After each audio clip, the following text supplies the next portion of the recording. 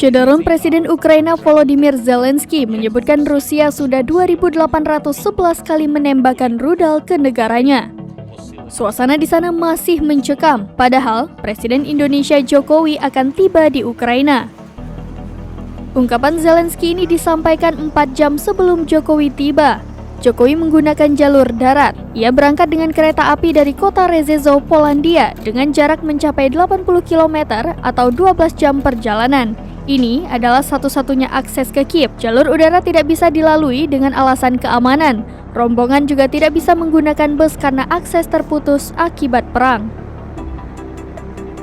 Publik tanah air mendoakan keamanan Presiden Jokowi selama berada di Ukraina. Pengamanan juga melibatkan 39 pasukan elit Indonesia. Tentara-tentara ini diizinkan menggunakan senjata laras panjang selama berada di Ukraina.